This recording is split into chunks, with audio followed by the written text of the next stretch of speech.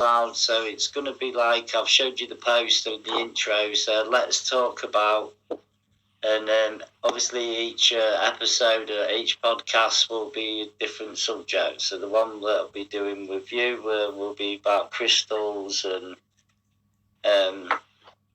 obviously if they've been used for thousands of years, and obviously they've been used for healing purposes, and obviously like jewelry now is quite a big thing. And like Reiki as well, they use for like healing and protection as well. I was just talking about which specific crystals was tied into healing and protection types, because there's all sorts of shapes and sizes and beautiful colours. So did you want to give your earliest memory that fascinated you with crystals? I didn't actually get involved with crystals at an early stage. I was caught up doing other things that were of greater interest to me. The only thing that struck me with the crystal was when my boys, which were twins, had been down at the dikes, out in the fields, and they came back rather muddy, typical young boys, and they presented me with a gift. And it was this stone that was shaped like a human heart. It's the only time. And they said, "Mum, we found your heart." Oh.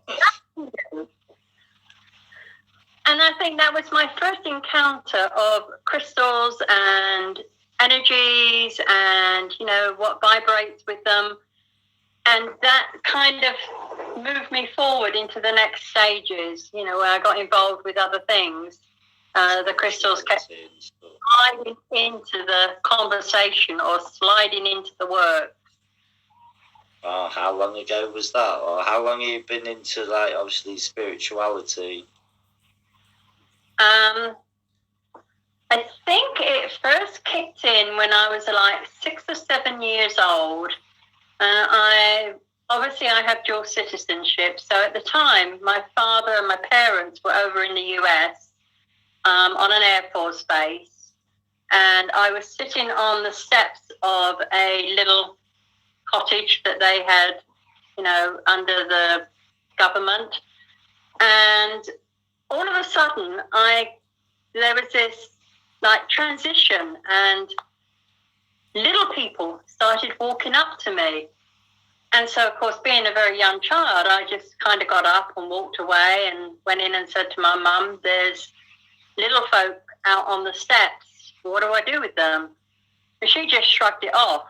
But for as long as I can remember, whenever she talked to people, she would always say, "Oh, Lisa's the strange one." And that would be the end of the conversation. And during my holidays, I would go and spend time with my clan godparents. One of them was up in Stonehaven, which is up in Scotland, far end of Scotland. And his name was Frederick. He was a seafaring guy. And my other clan godparent was down in Somerset, in a small village, and she was known as Bethany. And so they actually taught me the elementals, the aspects of the elements, etc. So when I spent time with them, depending on where I was, I would learn those levels of elements with them under whatever premises that they came. My clan godfather, he was very much in tune with the sea, so it was water and air. Yeah. And my clan godmother was very much into earth and fire. So she represented those layerings of earth and fire. And then from then, so I obviously both taught you the whole of that, the elements. So obviously not ether though, because the ether always gets kind of missed out, the fifth element. the spirit. Yeah. Well, the spirit comes from within. Yeah. So obviously that engages accordingly with whatever is, being undertaken. The communication with the spirit, obviously you have to have enough confidence within yourself to be able to step into the veils and, negotiate and work with that aspect. I then moved on through my student years into college. I stayed down with my godparent Bethany and went over to France and did the essential oils. So I went to the lavender fields and learned how they processed it and how the essential oil was produced. Came back and then had communications with an Egyptian professor who was very taken with my aspects of energy and wanted to teach me what he called the things that were not written, the things that you don't find, the sort of very traditional items that you work with in accordance with the Egyptian. And then later on, I actually did my initiation by doing the Mecca of the pyramids or the Mecca of the temples. And so I journeyed up the Nile. At that time, it was easier to get into those places than it is now. Yeah. When I went to repeat that Mecca last year, half the temples were no longer viable. You had to get special permits or special permission. And even though I was traveling with a very, very small group, the guide that we had was extremely good. He was very much well known in the industry and with the locals, very respected. So he would get us to places that we would normally have to get a permit for. So I was grateful for that. Because a lot of places you can't get to anymore. Because since the pandemic, I've noticed this. Since the pandemic, a lot of places they're not easy as accessible anymore. I think it's had a profound influence, but obviously a negative influence. Because obviously I've been going to a lot of churches of late, and 90% of them are all shut down since COVID. It's like nobody wants to go to church anymore and pray, or even go to the church to basic maintenance. They're just becoming like derelict buildings, like lost time capsule. I didn't know if the two was kind of interlinked. Why you can't get any. I've heard the Egyptian government's actually really knuckled down on a lot of the tourism, and you have to get special permission and access to like various temples. Obviously, they've had a lot of stolen artifacts over the years. A lot of them are in the Natural History Museum in London, I believe. Mm-hmm. I mean, one of the things that struck me with interest was as we were going through one part of Egypt through the customs, it was known, very notorious for the gold and silver smuggling and precious jewels. And I had with me a lot of my ritual jewels that I was wearing and what I took with me because we were doing certain ceremonies and rituals. And they were all packed in these boxes in my suitcase. And, of course, they pulled me to one side and wanted me to open up all of those pieces to check that they were not stolen artifacts. So I was kind of like a little agitated, a little nervous, but I got through it. There was nothing in there that I shouldn't have had. And they could see that it was personal items that had come in with me from the beginning. And so I got through, that little stage. But it was a little nerve-wracking. No, I bet. I know they've got a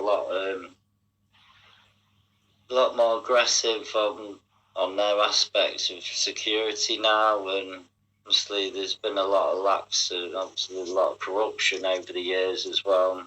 It's I know that slowly but surely they're getting all their artifacts back in national treasures, which is a good thing.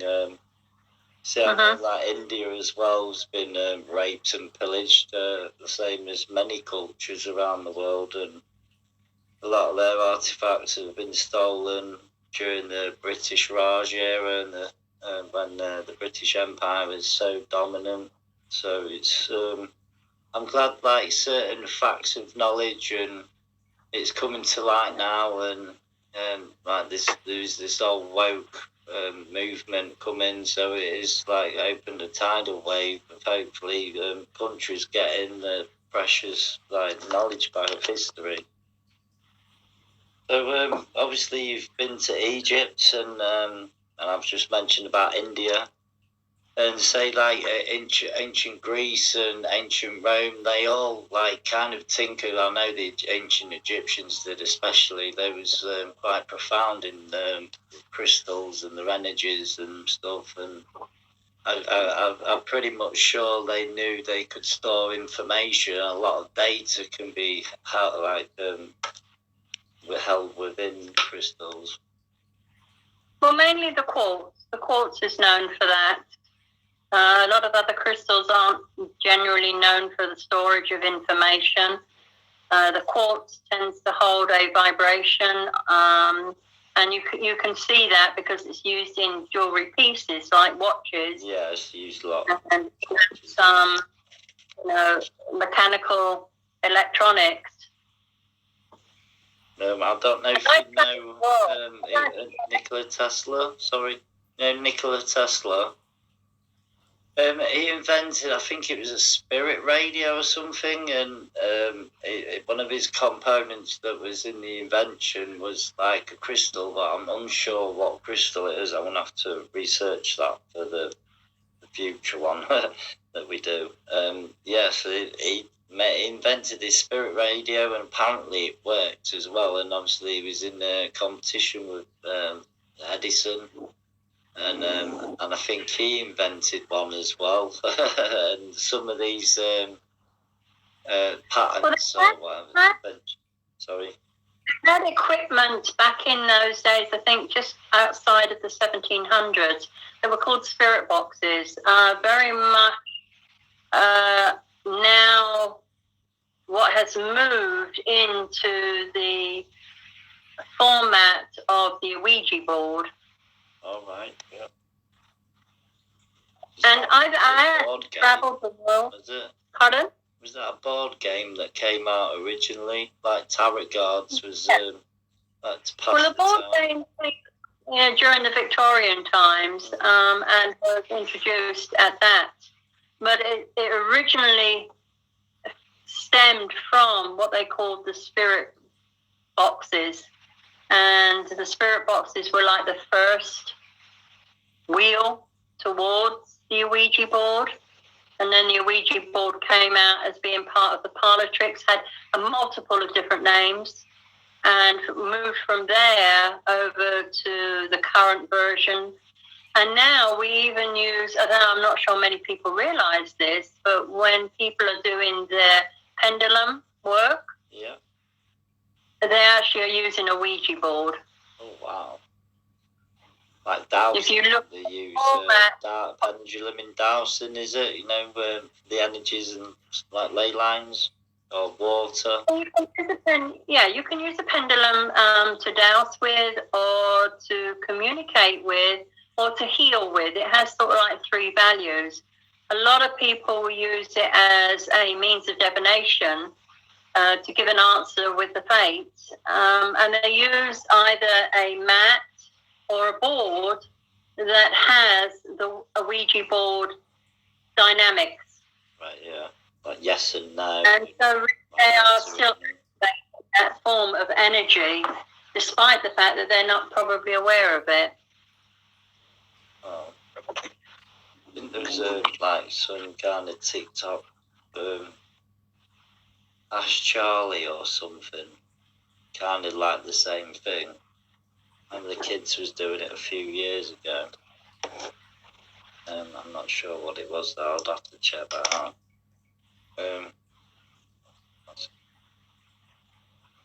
Oh yeah. So obviously you've just touched up on like crystals that would be used. What crystals would be used in like dowsing or divination? Dowsing or divination? You can use a lot of crystals that are shaped with a point to them. Tend to be the more viable versions. You can go from where they have the productive, where they've actually produced them, so they've cut and carved them and shaped them in order for them to become a pendulum. So that's sort of like a cone-shaped version that is like a drop plum. If you were thinking of the Masonic, it would be the drop plum. So that's that kind of shape. And the crystal, in its natural validity, obviously has a vibration, and so it picks up with whatever the spiritual energy is to make that response back. Not all pendulums like being a pendulum of divination or a pendulum to sort of use on the ley lines. Some of them are quite happy to be healers and to help the circulations of the chakras, the meridians, the gates within the body field to open and close. I know, is it sort of like a specific crystals tied into an area of chakra, different chakras? They do have a list of crystals that, I think everybody nowadays with the internet, there is a vast amount of information. I'm not saying that all of it is a correct amount of information, but people tend to go on board with what the internet says. They do very little research, and of course that research is really what is phenomenal in them being able to move forward and have a better foundation. It's like a lot of discredit, like disinformation can be put out there as well, I believe. Right, and certainly with the use of memes are a short format that is supposedly meant to just give you the basic information. A lot of people use memes like a focus point, and they perceive them as being the answers, but a lot of that information, again, is not credible. Yeah. And can be very misleading and create false outcomes with the spirituality, with spells. There's like a trend on this New Age movement as well. It's a lot of people think it's like kind of cool to be spiritual and wear. Obviously, I do like people who wear crystals and that, and I've come across so many people who like acknowledge that they're spiritual, and then obviously you talk to them, they don't know, they just like that like label or title, which is kind of annoying sometimes. Just like, I think people like to have titles because it gives them a presence, a superiority. I'm not always so sure as to whether it gives them the level of pride that they're hoping for. yeah. I do know that in a lot of the magical applications that, it clearly states many times over, be careful with your ego. Your ego can undermine.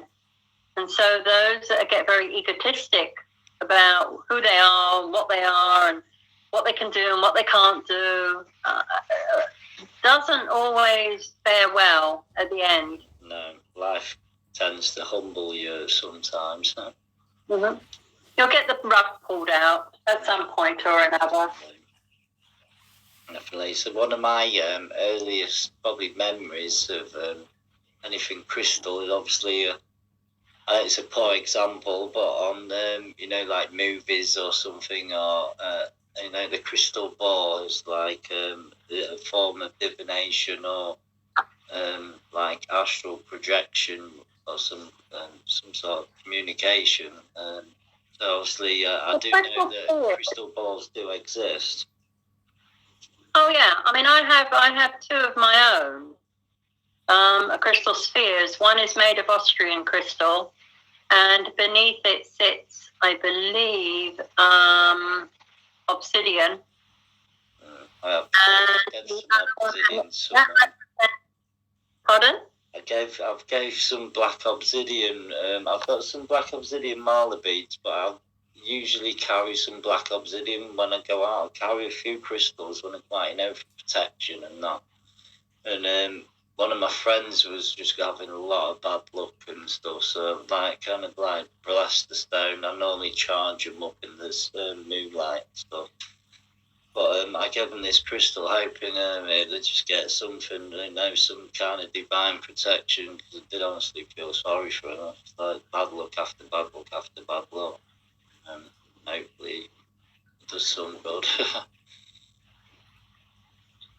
Well, obsidian, I mean, like many crystals, obsidian is, you have to consider what the crystal represents in its natural environment. Obsidian was very much used in the times of the Mayans as a means of the obsidian sacrificial knife. They also had obsidian mirrors, which they connected with the divinities of the netherworld. And so obsidian has that, what people would say is protective, but be careful, it's not necessarily always protective. It's a very fierce energy. It does take its price. John Dee used an obsidian mirror in order to negotiate his inquiries through the spiritual world. And again, when you read the old documents of John Dee, not necessarily the modern versions, the conversation between him, the spirit, and his partner who was with him, it doesn't quite foster the same gilded impression that you get in the books. Yeah, because didn't he study the Goetia, or the Lesser Keys of Solomon? A lot of people, I mean, a lot of them had access to those types of grimoires or manuscripts that all influenced them. Obviously, and it will be difficult for Queen Elizabeth I in Tudor times. Right, he was the advisor to the Queen, very much so. Was respected in her courts, and she was very much partaken with the things that he could give her information on. He and his companion, I can't remember the name of his companion at the moment, Londe, hired, it's not the subject I was going to go on. Kelly. Yeah, that's right, Kelly. He and Kelly actually did not fare well in the financial departments. They were often very poor, they were often struggling, they were often starving. They had some horrendous winters that they had to deal with. So the glorified idea of them being in communication with these energies certainly didn't pave their path with gold. Because Queen Elizabeth I had two Johns that was very important around her. She had John Dee and also John Whitgift. And I know you've got ties to Grimsby and stuff. John Whitgift was born in Grimsby, and he became Reverend of Laysby, St Margaret's in Laysby, that I visited recently. His father or uncle, he was quite high up in the Abbey before Henry VIII tore it down. But he became the Archbishop of Canterbury and was present on Queen Elizabeth I's deathbed when she passed away. So she had two influential Johns around her. It's quite bewildering. I did often think maybe John Dee was, because he's known as 007, he was kind of a spy or something. He taught so many different languages, and apparently he went on fact-finding missions to some secret locations or to other locations during the British, like early stages of the British Empire. Quite a peculiar chap, and probably certainly a mind that was more elaborate for nowadays than in like Tudor times. I would say so. I'm really at this point, and I've sort of got my head around that level of history. I mean, I do know about John Dee and have, investigated the documentations with that. And as I say, he did travel a lot, but I wouldn't have always said that where he was traveling to was on the idea of him being a spy. I think really when 007 he used to sign his work as 007, I think Ian Fleming just copied that 007, and those did a lot for the liaison with the secret service and MI5 and so forth. I don't know if the two are interrelated. I just thought it was interesting that he used that code. Obviously, it might have meant something, geometry or something. I'd have to look into that. I've not heard about the code, but I will certainly look into that. Yeah, just interesting things. I don't know where I come across it. It just popped in my head. Because he wouldn't know. Yeah, he wouldn't know about 007. I think no. Kind of lifting that up off of his. I think that's where they've stolen it from, though, or plagiarised it in Fleming. Because it's like a lot of things that put on in these portrayments of TV shows and of films and movies, etc. It's the same old tale just told over and over and over again.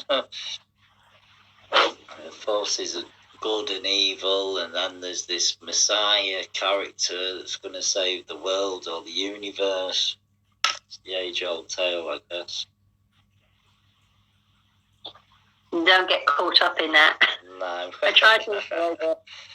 No, I just watch a lot of things. It's better to watch some videos, movies, than watching the news for what's actually going on in the world. I'm good at decoding things. That's a thing, anyway. So, like, obviously for our viewers and beginners that are interested in, what would you say? What would be involved with crystals, like a crystallogist or like a geologist or something? I don't know, crystal healer. Say that again. For like our viewers and any beginners out there who are interested in crystals, I don't know what the correct pronunciation is. What a crystal healer would be, like a bit of advice for someone who's interested in crystals, and what crystals would be good for like healing and protection. Well, there's such a vast amount of crystals now made available worldwide. I mean, at the beginning of the time, there was not that many that would be found. There was more the rarity. You didn't have the mining capabilities. And a lot of the major traditions would use the ones that they could have access to in their magical spell healing works. As you get into today's market, there is a lot more intensity in what is being made available with the crystals, and of course they're mining them to the capacity that there's not going to be anything left in, maybe another 100 years. You'll be lucky to see any crystals, which is a sad thing to think about. I mean, what mines and what caverns they do discover, I think they are now keeping under wraps, or they're actually not devastating them to the level that they have in the past.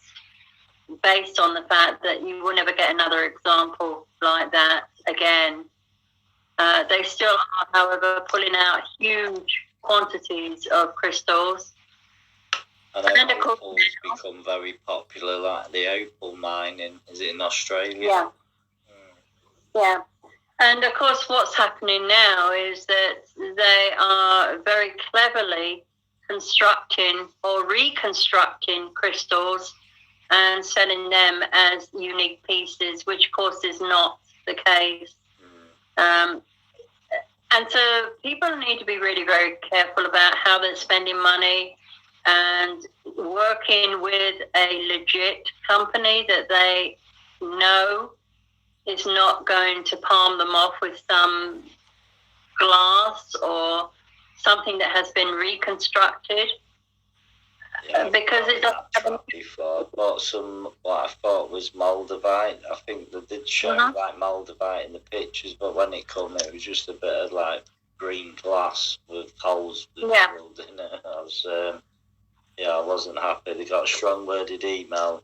I mean, you have to consider.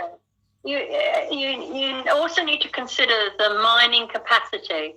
Moldavite comes from one main particular area in Russia, very much like shungite. Eastern Europe, isn't it? Yeah, and they have to be licensed in order to collect the pieces that are scattered.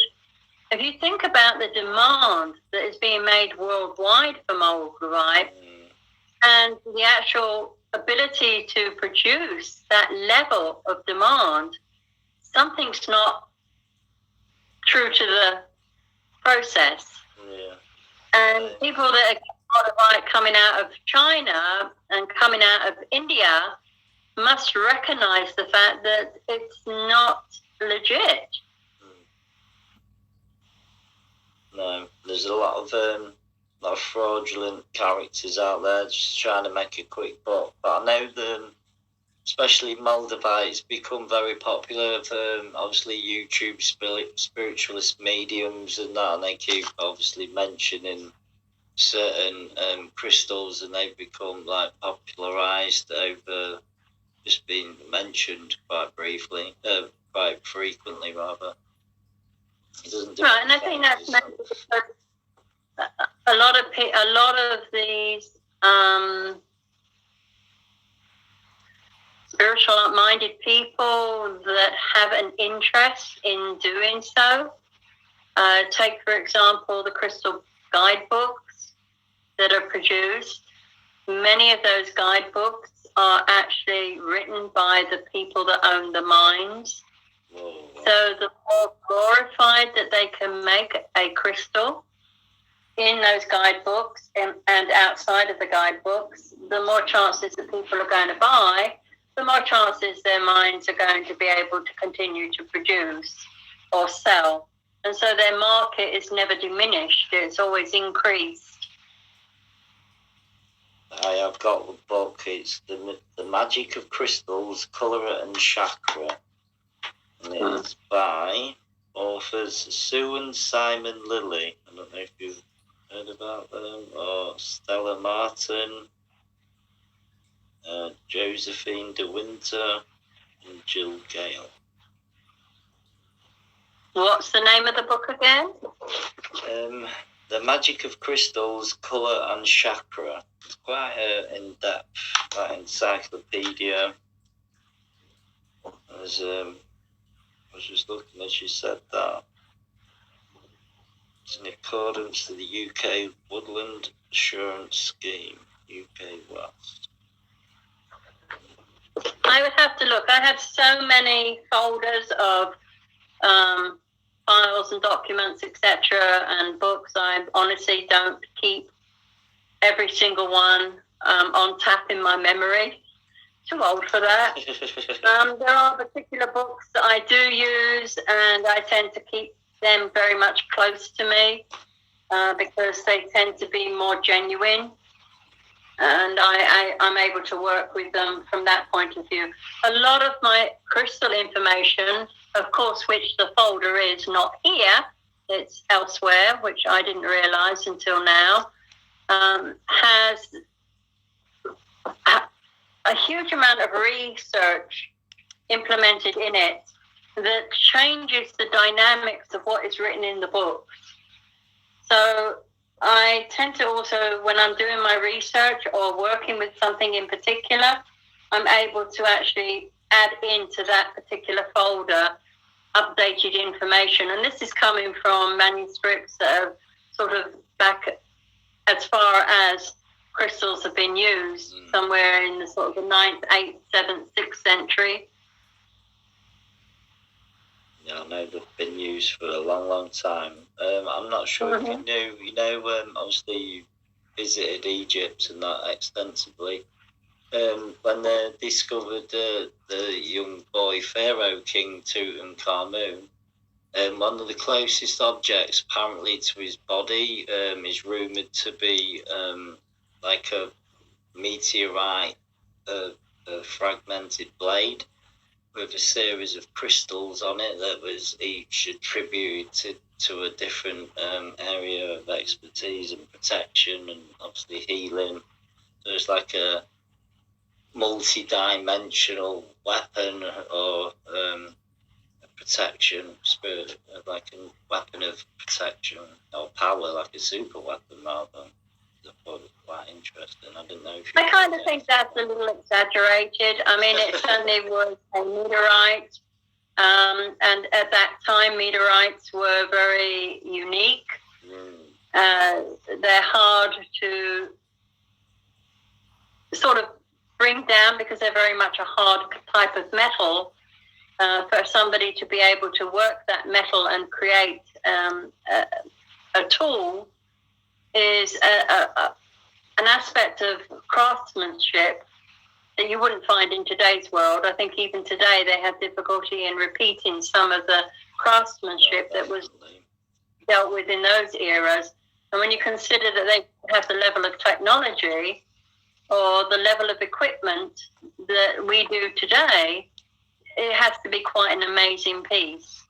I think somewhere along the lines history's been completely fabricated, kind of like what we're taught, and there's a lost part of history for the knowledge was far more superior than we can ever imagine. I know in the Bible it's mentioned that the rabbis had some kind of protective jackets on, gold jackets, and I think they represented the 12 tribes of Israel or something.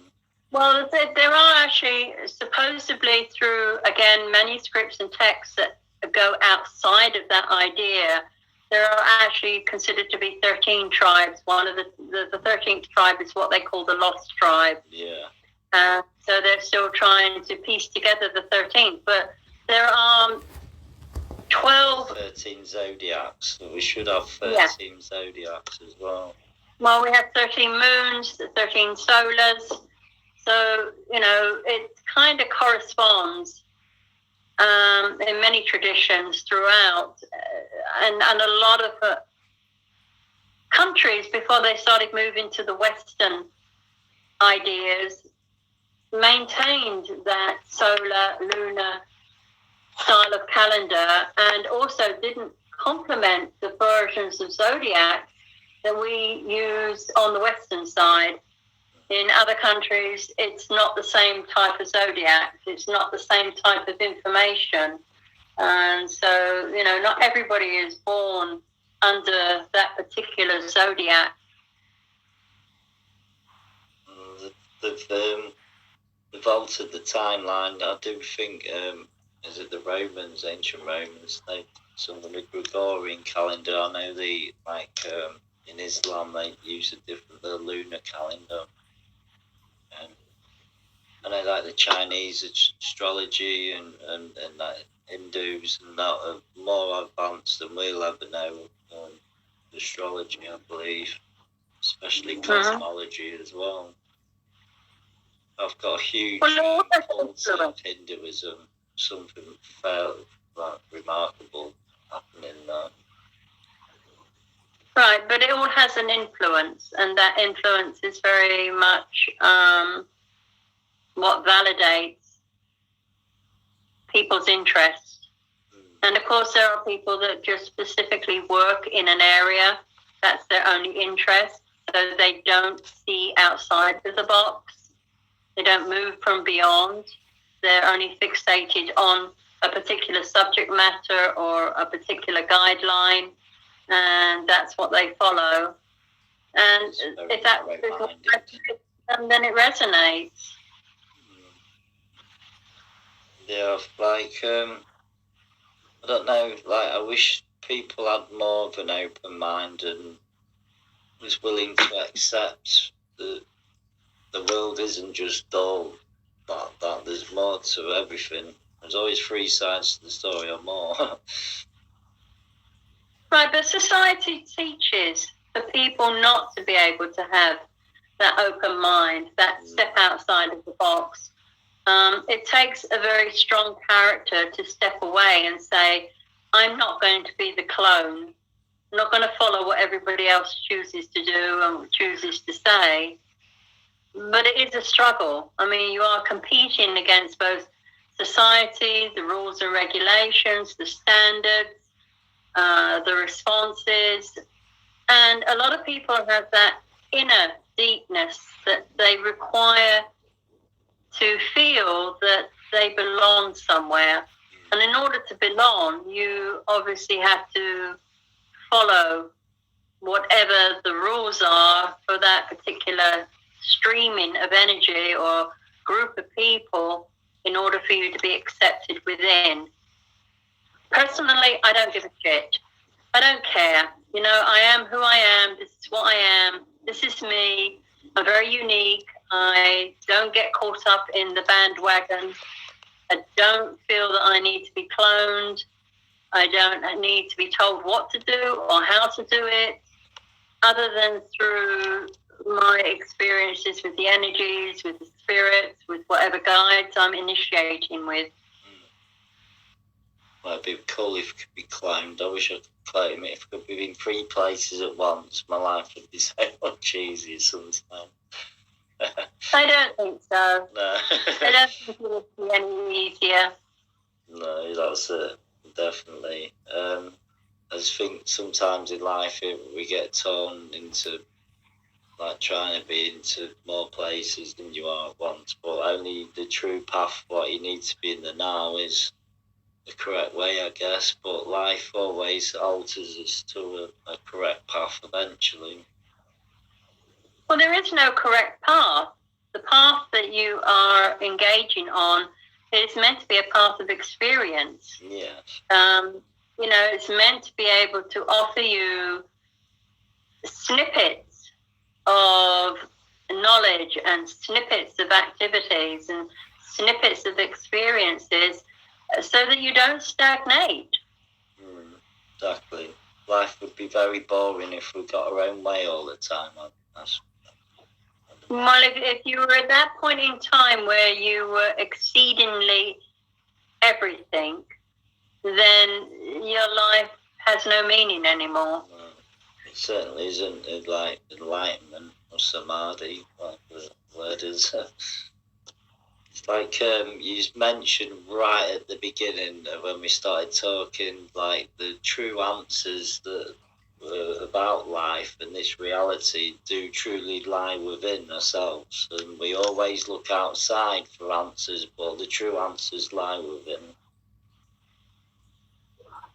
I think if you listen to what I always call the original voice within, it's a very short communicator. When you ask a question, it gives you a very brief response. And if you allow yourself not to have this major fear factor that everybody bleeds into, you can quite easily become collective enough to see energies, feel energies, smell energies, taste energies, hear energies, and they in turn will present either imagery or numbers or colors or even aspects of nature to help guide you through to those answers that you're looking for. like ask and you shall receive kind of mentality, maybe. Right. My mentor, long gone now, one of the very things that he was very clear with is, I cannot give you an answer until you have asked that question. I can't tell you what to do or how to do or where to go until you've actually asked the question. Because what I give you outside of that becomes meaningless. You wouldn't understand it. You wouldn't want to listen to it. You wouldn't want to know about it.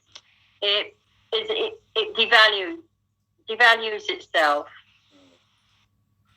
So I always, when I talk to people or when I'm doing workshops or, discussing things with groups, I always say to them, you need to ask the questions in order to find your answers. I'm not going to stand here and reel off a load of information that 90% of you are not interested in. There's always probably that 1% of the 99% out there that does get it, and then eventually it will catch up.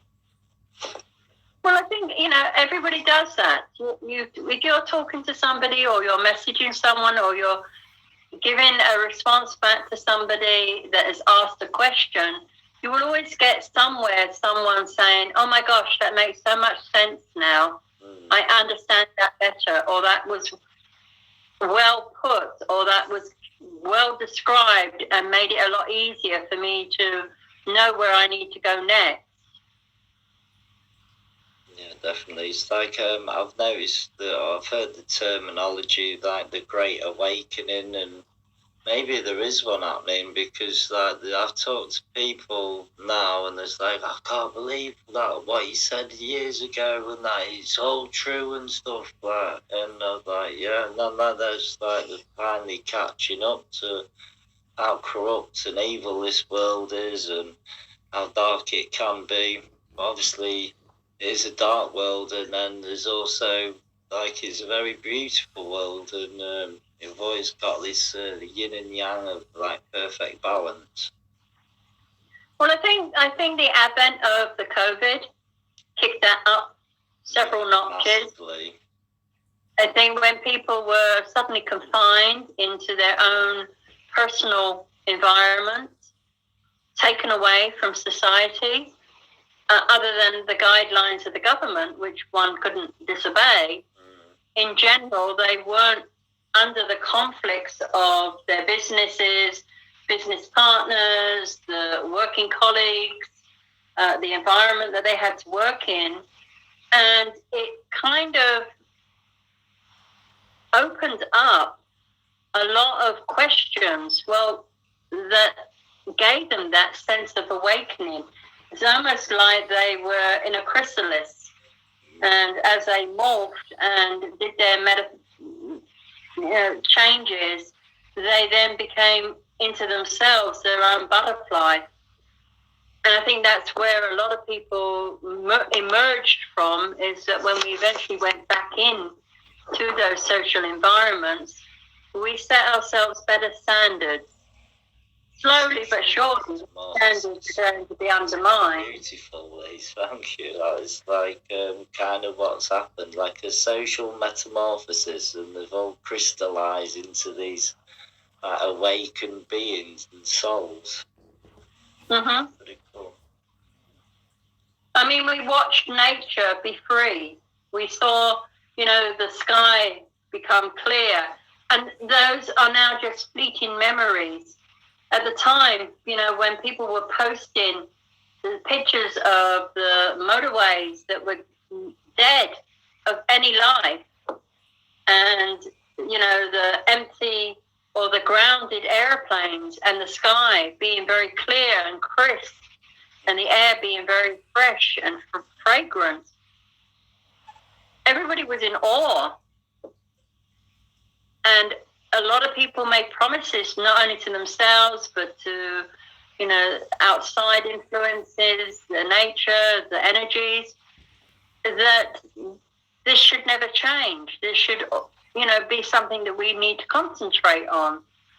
slowly but surely, society has eaten that away and undermined it, and filled in the cracks with a sort of almost spiteful return.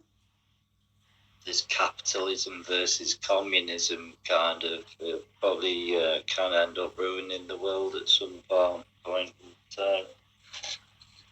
I can't say. I'm not into the political side of the agenda.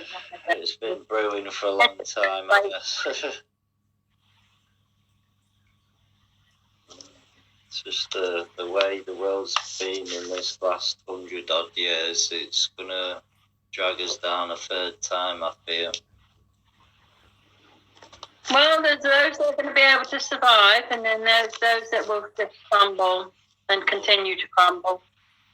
A lot of will get dragged into it. I think the mental manipulation that's at work with I'm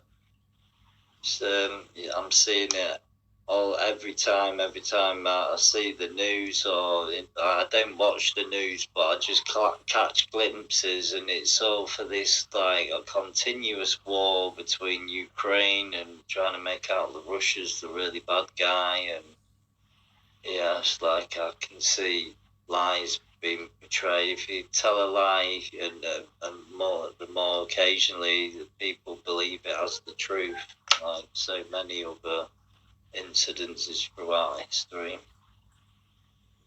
Well, this isn't getting into the course of crystals. It's getting into the course. Sorry, way off track there. Way off track. We'll get back into the crystals. I think you just drowned yourself there. It's the Great Awakening. I've gone like totally off tangent there. I do apologise, Lise. Right, so we mentioned about healing. So there's different aspects of healing. If you want to clarify that with any of the viewers or beginners out there willing to listen for any advice. Again, there is a lot of resource information that indicates and hints at the ability to be able to do healings. They call them crystal grids. And you work with crystals and you set up a grid in, and the grid in is manifesting and matching with the particular wheels of energy that's associated with the chakras, the meridians, the dantes, etc., etc. Depending on what tradition you're looking at, if at all, those are either taken very seriously. You get people that are very,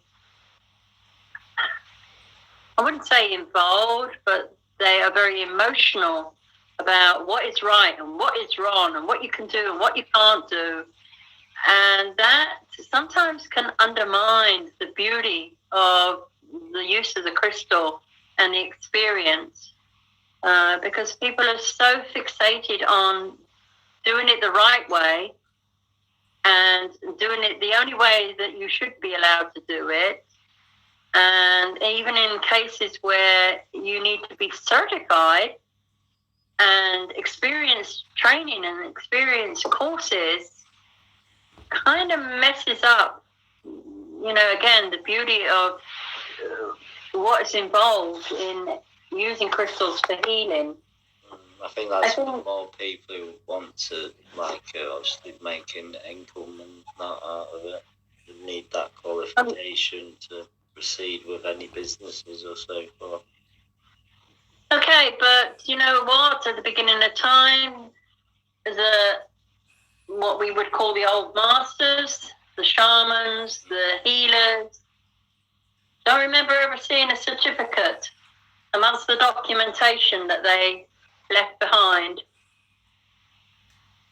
Yeah, you can't buy that ingenuity and authenticity, I guess.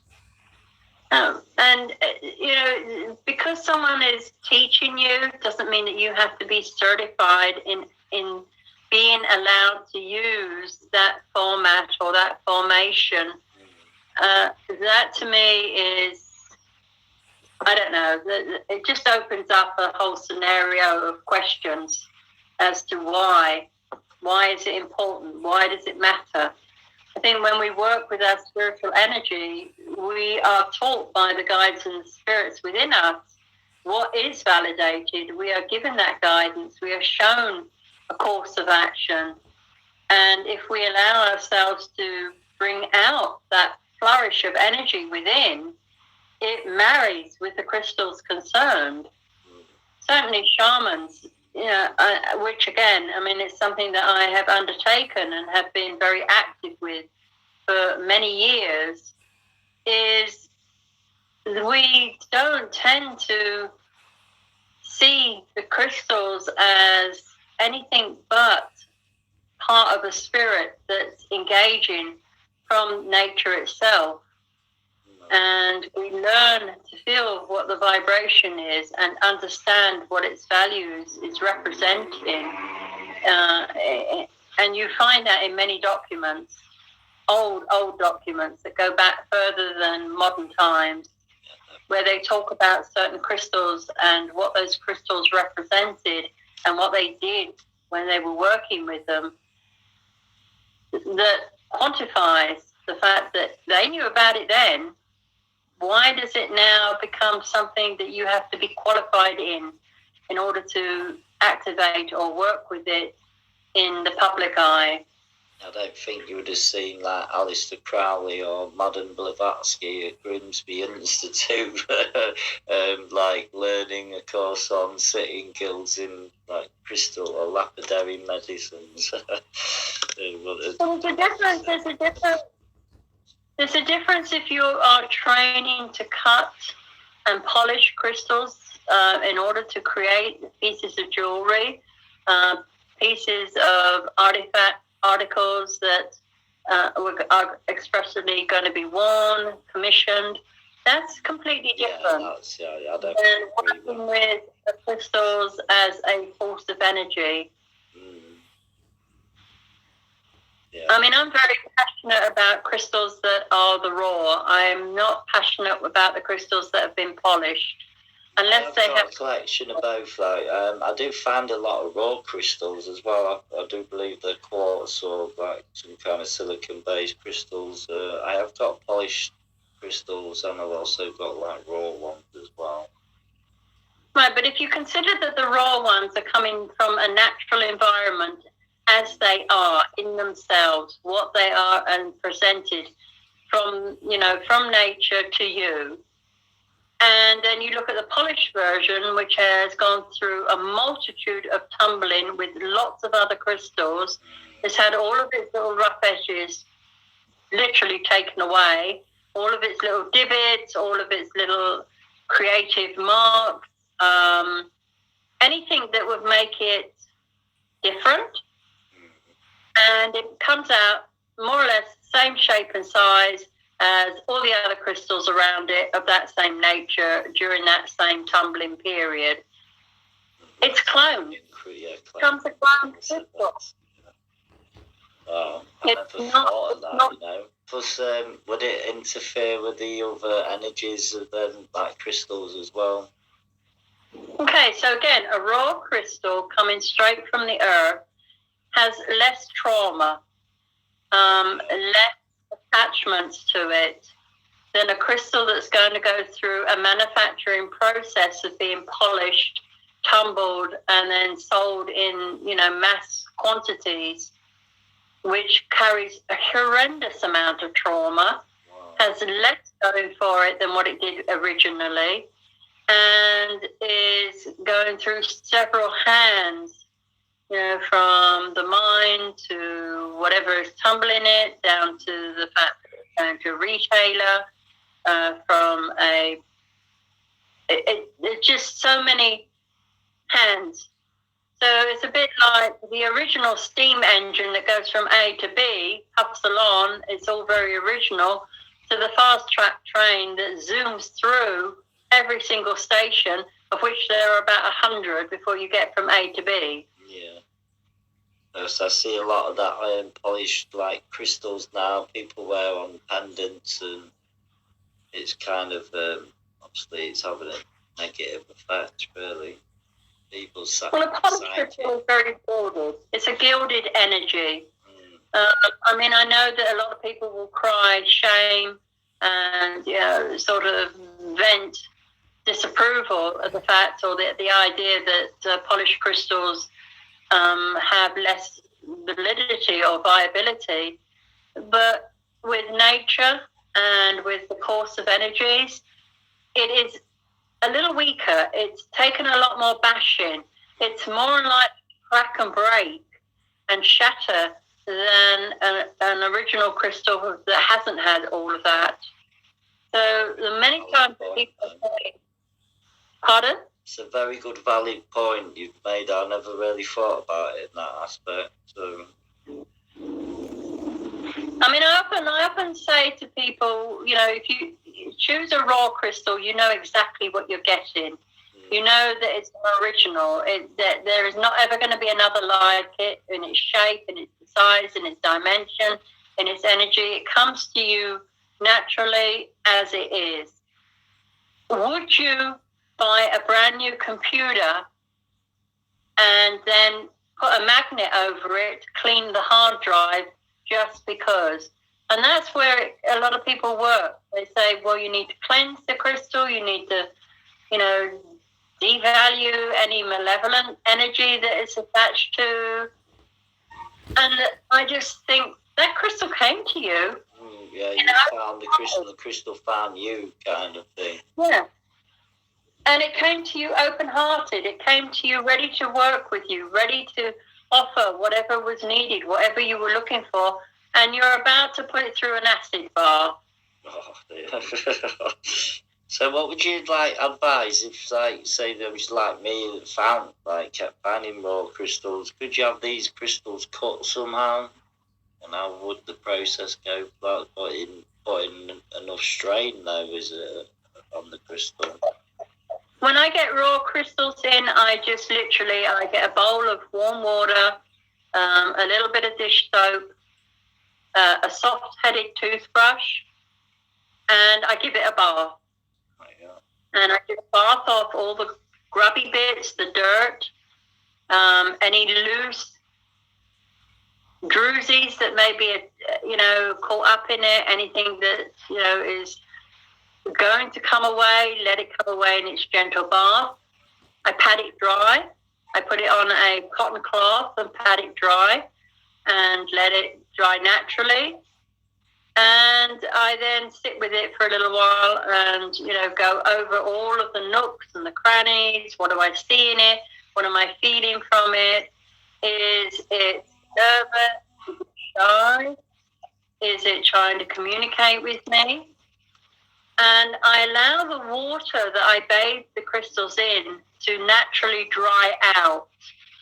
So that becomes dispensed. It sort of evaporates. And I'm left with what I call the crystal sludge. And to me, that crystal sludge is also all of the not so good parts of the crystal. Yeah. And I can separate all of the little pieces of crystal that is still inside that sludge, that's now like a powder, a clay. So I then separate by putting it through a tea strainer. And I then take all of the little tiny crystal pieces and stick them in a bag. And they're used in little tiny spell bottles for whatever influence I think that has a value on. And the dry powdered is then a mud that is used in another form of magic or spirit work that creates an element.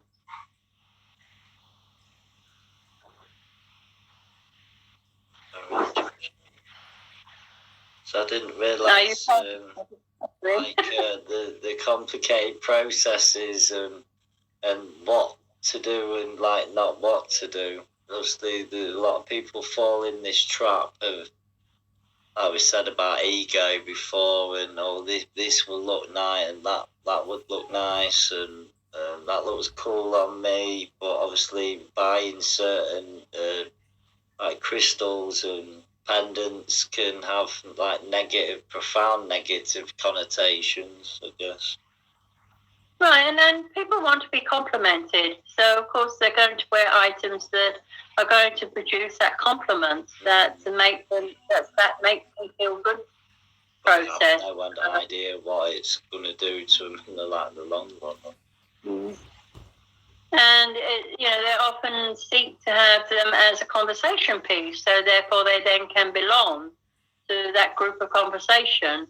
They could become party to it, or they feel that they have some level of insight that is shareable with other people of the same nature.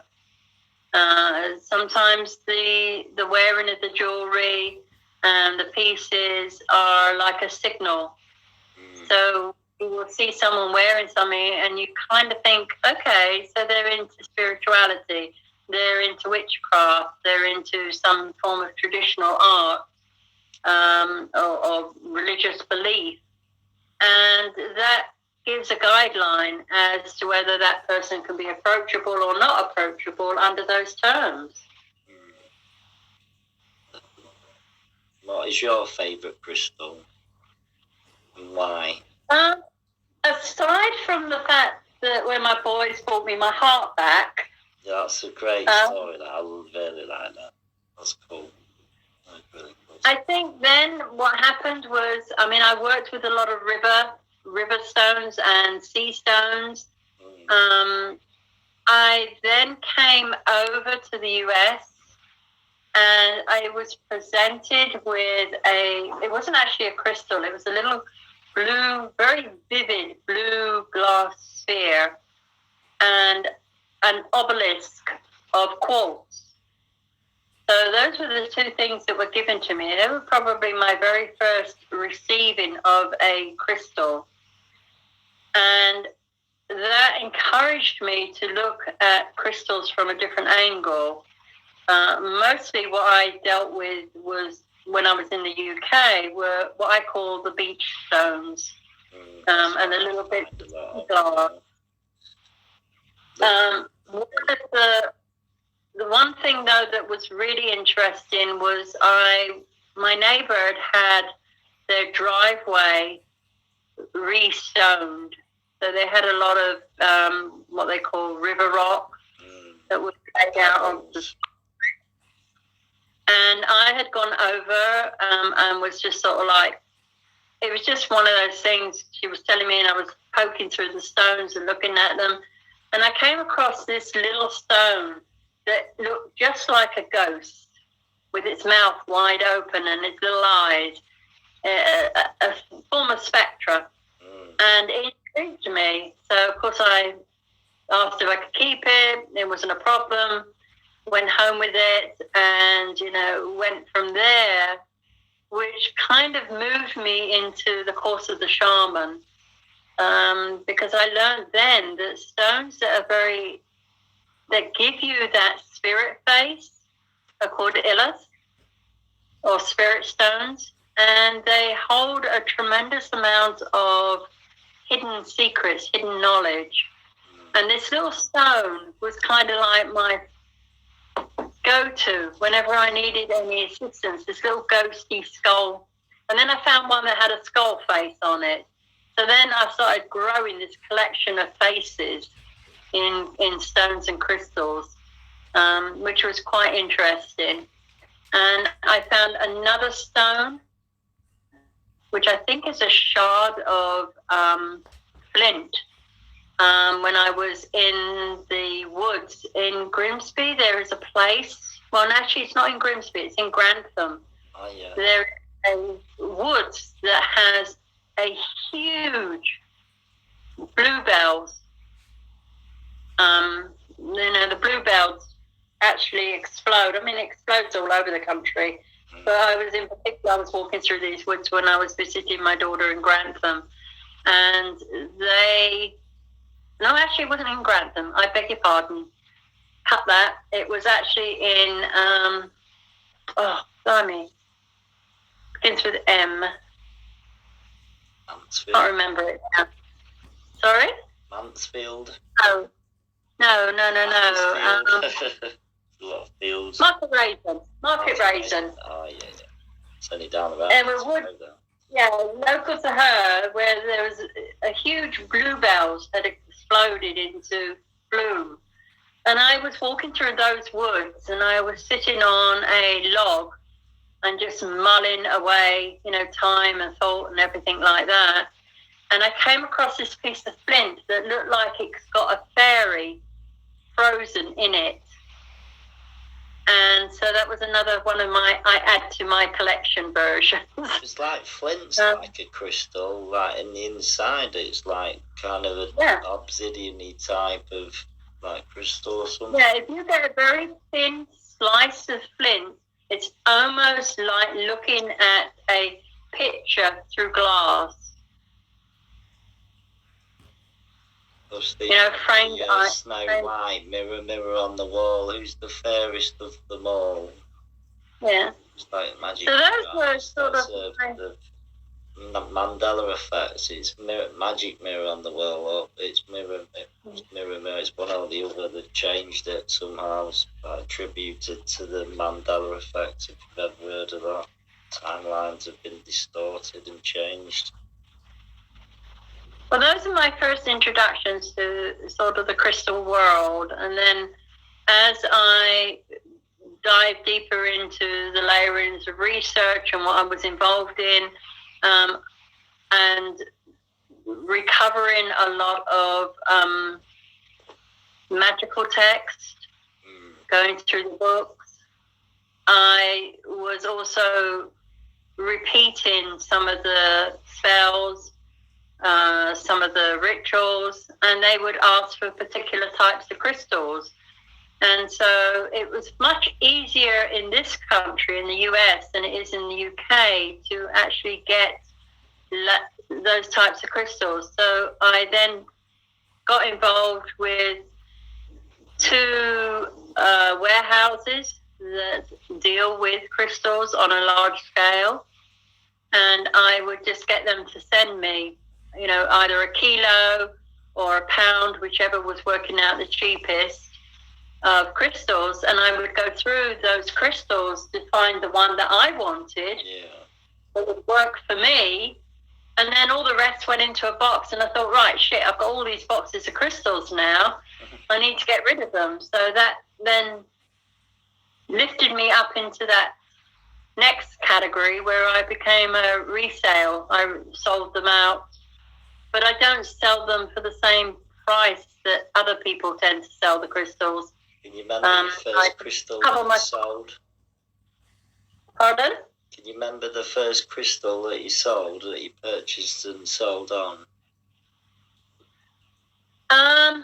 Well, the first crystal I suppose that I really invested into was a carnelian that has I would almost call it an eye. It's like looking into the eye. Kind of an eye in the mouth. Eyes. That's like glass, is it? Blown glass into the blue. Right, and they are. Arabic, is it? How they make those?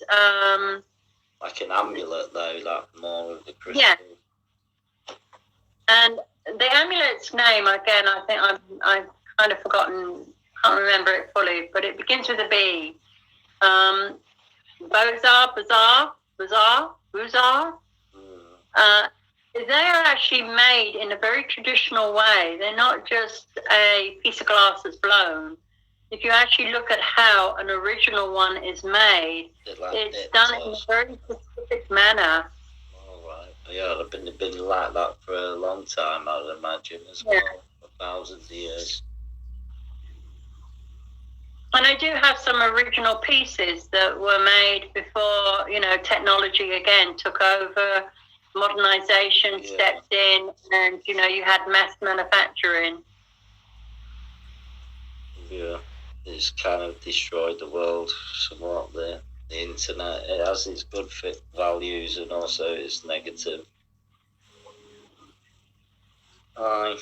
So obviously you've got your business. Is it on Etsy? If you wanna, like, for viewers and that, for some advertisement if anyone would like to contact you and that? You got any details you'd like to share? I don't list all the crystals on Etsy. I do crystal kits where I put together kits specifically for magical purposes. It's Stone Dragon Valley, Etsy. The only thing is, at the moment, that is on holiday because I am due to go off next week onto a major event where I will be vending as well as doing a workshop. So I won't be back online until sort of the first week of September. Yeah, that's pretty cool. I do hope you all the best for your forthcoming events. I'm sure we'll arrange this to do it for this is a good trial run, I think. I'm quite happy with how it's turned out, really. This is like the first maiden voyage of my podcast career. Okay, well, just a word of notice to you is that you need to stay on task. Right, yeah, I don't be coming off a tangent there. Yeah, I just think so many things at once, like, and it just comes out, and like, yeah, I'll have to put them rules, a list of rules, like, to try and follow for the future. Just do not go bloody wandering off track. I'm alone. Yeah, because people are checking in to hear about crystals and, you know, what is involved with crystals, then they are not going to want to hear about something outside of that. It's like, oh, what the hell have to do with it?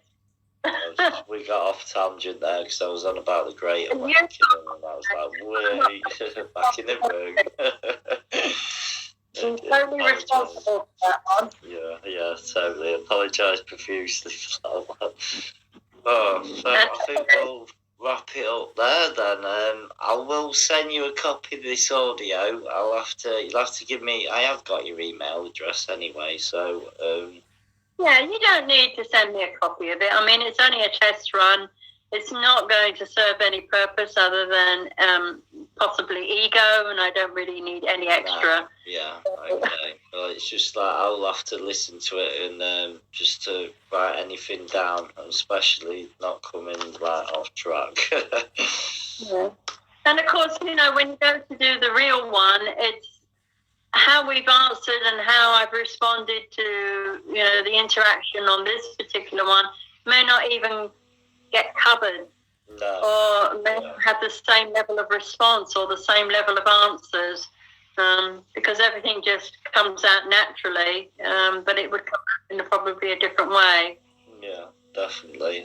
We both just went with the flow, I think. Then I had a couple of things wrote down that I kept trying to go back to, so we just we did really just speak from the heart, really. So that was very good.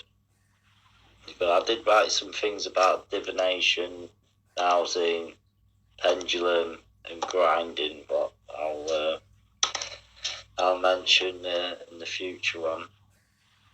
Right, and you also need to remember that every some of those topics that you're looking at, like the pendulum, the dowsing, even levels of healing with crystals, they really are another thread that becomes another lens to the guidelines of crystals.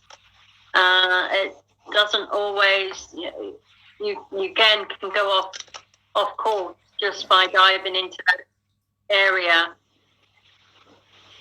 It's just so I get a kind of, an idea of what to ask you, and then you can give any pointers and advice and what not to do. You've done a lot of good advice, and obviously some certain things that I didn't even realise. So you've given good aspects of both sides of the debate or arguments to and for against. So I do appreciate. I never have arguments in my life. I always say that we either have a serious discussion or a feisty discussion. Yeah, I get that. Yeah, definitely. Can agree with. But I won't argue with you. No, it's pointless arguing. There's enough arguments in the world as it is. So yeah, my dog's out there. I'll put him out in his, in the back room. He's got his bed there, but he's just like, he wants to lay with me. I didn't know if my son would come in. I didn't want him barking. There is a company, I was looking at it the other day when you were having concerns about your podcast. There is a company that actually does podcasting, but I don't know, what the cost or the qualities. They offer you a free version, and then you can move up to X amount per month, where they can set you up on a podcast band, etc. So it may be something that you might feel that you need to look into that would advance you. What is that? I don't know. I was just scouring, and then I thought, that's being cheeky, sending him stuff that he might not want to know about. Yeah, so I'm all ears. I'm very new to this game. Obviously, we're using Facebook Messenger at the minute. It's not really. It's been a good start, so it's a foundation of where to start. But I'll definitely be looking into other avenues because I'm on my computer. I've not got a computer at the minute. It's all through my phone. I need a new laptop. Right, and that's not one of the easiest tools, is it? Using your phone to do a podcasting system with. No, I need a new laptop. It's on my list. Yeah, I'm very limited to what to do on the phone. You see, it's okay temporary, but for future podcasts, I need a laptop. I will have one in the next few weeks. You'll have to advance in there. Yeah, well, I've been buying everything kind of all at once. I just bought a new tent as well, and sleeping bag, airbed, and I went camping like yesterday and last night, which was fun. So I'm just trying to find balance in everything. Obviously, some things we juggle, a lot of things, and we drop. So I'm trying to juggle everything at once at the minute. Seems to be working, but then other aspects I'm failing. I've just got to keep plugging away. But I wouldn't say you're failing. I would say that you're being challenged. Yeah, definitely. If you set that resonation of I'm failing, then you almost like kick yourself in your own mouth. Yeah. And I always will say to people, you're not failing, you're just being challenged. So look at the challenge from a different angle. That's a good point. That's definitely a good point. Well, I get challenged daily. So, I love a good challenge. So, yeah, I will be triumphant. I'll get there, sure. Oh, right, we'll leave it there then, Lise. I hope you have a splendid evening. Are you in New York today, is it? You're in New York City? Yeah, it's like 5 to 8. The sun has just slowly gone down on the edges of the horizon, so the sky is now turning from that bright bluey, fading bluey, down to that orangey grey.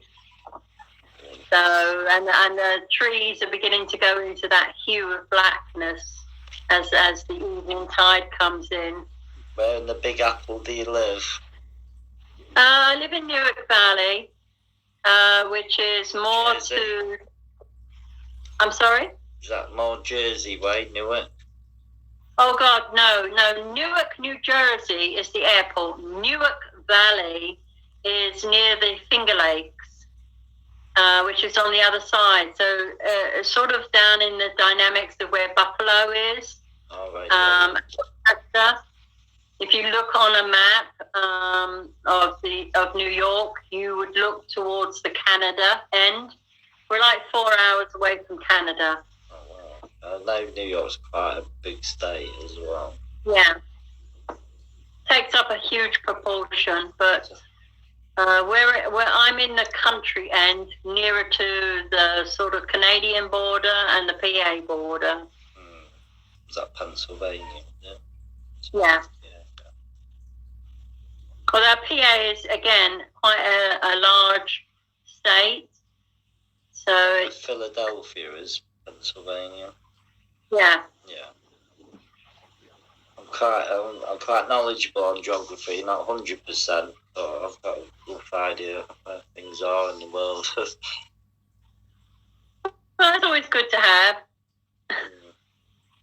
Yeah, I'm good all rounder a little bit. Not bad. Not bad. Not too shabby, as we say in the UK. So, right, I'll let you get off and enjoy your evening then, and the sun's setting. I will do. Close Thank you. to where we are past midnight here. It's 1 o'clock nearly in the morning UK time. But it's been phenomenal talking to you, Lise. So thank you. I know, I'm an amazing person. I've said it 1,000 times. I'm just incredible. Oh, bless you. I am too. It's two incredible beings converging over the airwaves. So, excellent. Yeah, you need to stick to the task, though. That's it, definitely. Duly noted. I've wrote that down. Don't go wandering off topic. Right, I'll leave it. Sorry. Okay, where have we gone now? Because this isn't where we should be. Oh, no, yeah. It's me. I do apologise, definitely. No, it was fun. I very much enjoyed it. Thank you. You're welcome. Definitely, we will be keeping in touch and that, Yeah, do you belong to the spiritual groups? I'm not sure what groups you belong to. Which grouping you belong to? I'm a wanderer. Literally, How are you? Barefoot wanderer. I'm a soul wanderer.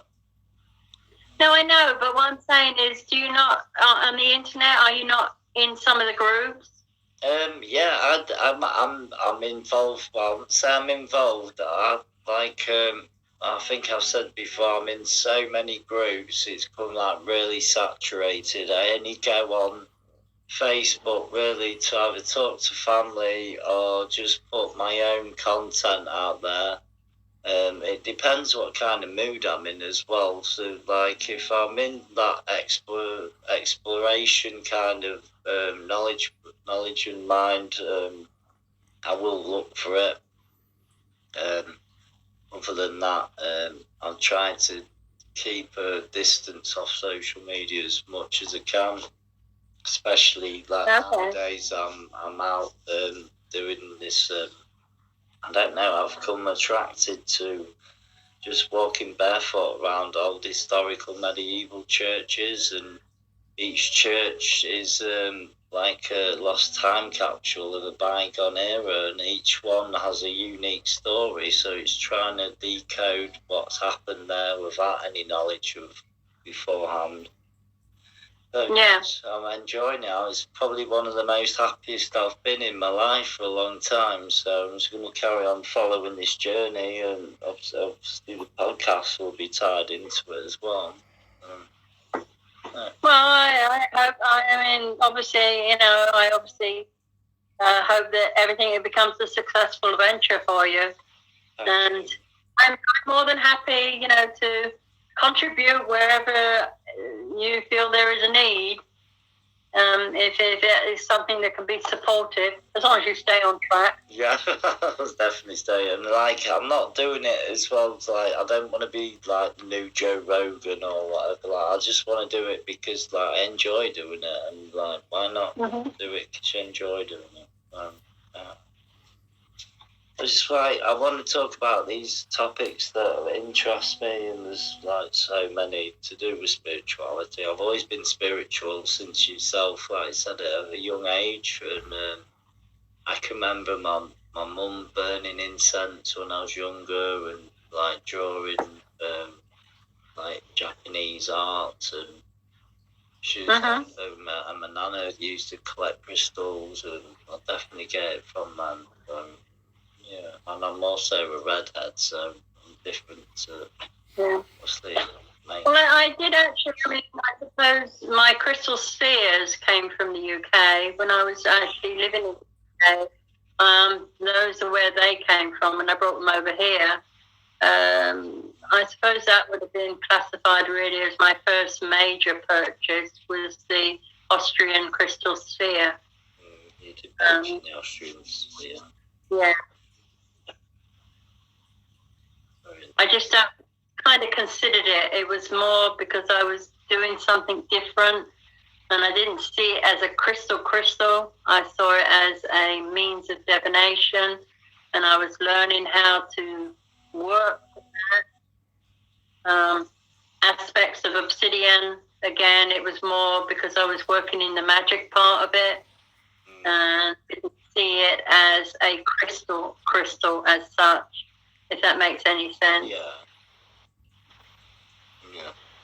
There's a lot of the people just like buy crystals because they look pretty or something.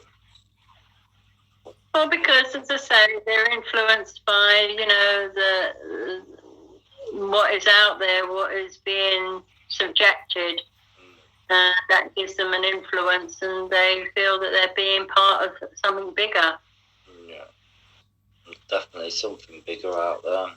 We're all part of this collective consciousness. We are all one, even though factions try and divide.